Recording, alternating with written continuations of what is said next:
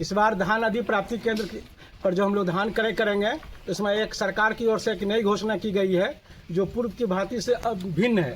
पहले हम लोग करते थे क्या कि आधा पैसा देते थे और आधा पैसा धान से जब चावल बन के जाता था तब देते थे। इस बार सरकार जो निर्णय ली है कि 48 घंटा के अंदर आप धान अधिप्राप्ति केंद्र पर धान देंगे, उसका एक मुश्त पैसा आपको मिलेगा।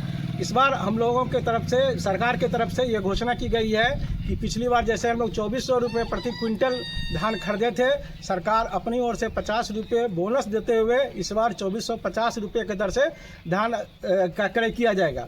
तो हम सभी किसान भाइयों से, जो हमारे जो प्रतिनिधि हैं, जनप्रतिनिधि हैं, सबसे अनुरोध करेंगे कि बिचौलिया को धान ना बेचें और वह धान कंप्लीट हमारे लैंप्स में दें। हमारा लैंप्स 24 घंटा खुला रहेगा, मतलब कि रात में तो नहीं खुला रहेगा, वर्किंग डे में खुला रहेगा।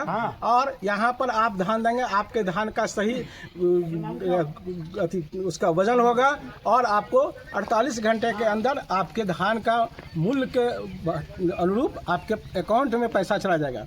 दूसरा एक और चीज़ कहना था कि पूरे प्रखंड में मात्र 300-350 किसान हमारे यहाँ पंजीकृत हैं, जो बहुत दुख की बात है। हमारे प्रखंड में कम से कम 10,000 से ज़्यादा किसान होंगे, लेकिन पंजीकृत नहीं होने के कारण किसान अपना धान यहाँ नहीं बेच करके बिचौलिया के हाथ बेचने के लिए मजबूर हैं। तो हम सभी आदमी से अनुरोध करेंगे कि ई उपार्जन केंद्र पर जा करके प्रज्ञा केंद्र में और अपना धान का रजिस्ट्रेशन करावे। सीओ सर से लॉगिंग करवाना ये हमारी ड्यूटी है। हम जा करके सीओ सर के ऑफिस में बैठ करके लॉगिंग करवाएंगे।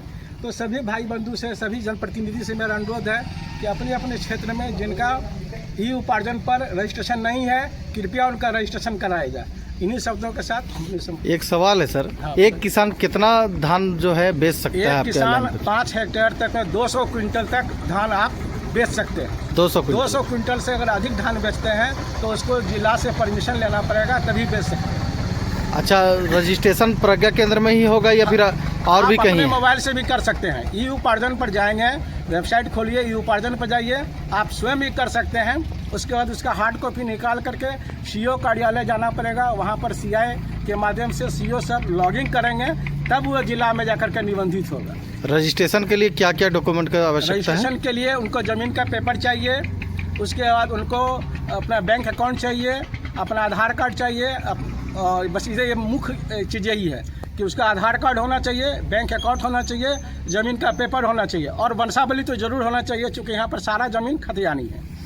ठीक है, चलिए। फसल बीमा योजना जो चल रही है अभी, इसमें रबी सीजन का स्टार्ट हुआ है, जिसमें गेहूँ, चना, सरसों और आलू का बीमा होना है।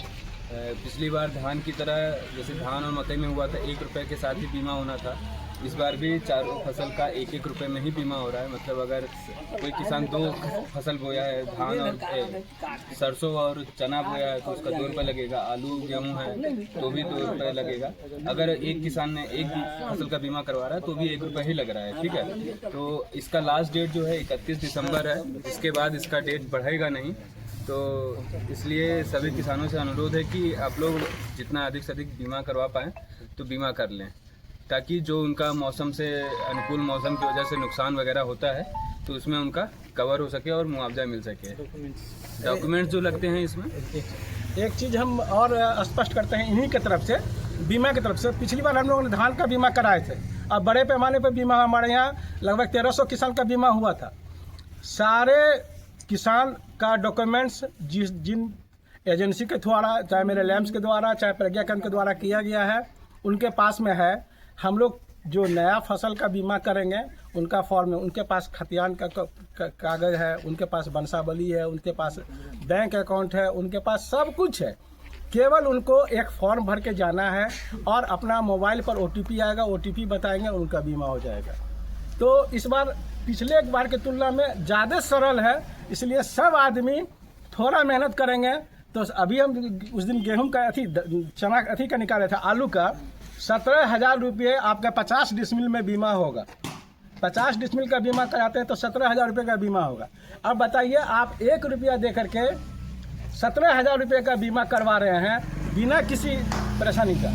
तो हम चाहते हैं कि कम से कम जो आपका इटकी ब्लॉक है, जहाँ पर सब्जी बड़े पैमाने पर होता है, तो आलू का कराइए, सरसों का कराइए, मत कराइए गेहूं का। आपके यहाँ गेहूं उतना नहीं होता है तो, लेकिन सरसों आलू तो होता है, तो सरसों आलू का तो सब कराइए। 50-50 डिसमिल कराइए, जरूर कराइए, आलू का भी और सरसों का भी।